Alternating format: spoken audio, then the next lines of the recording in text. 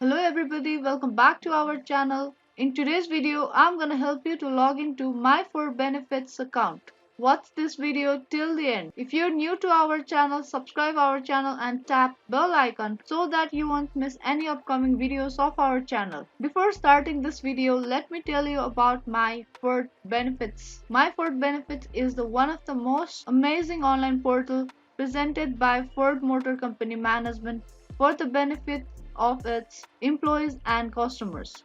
Now let's get started. Firstly, open any web browser on your PC.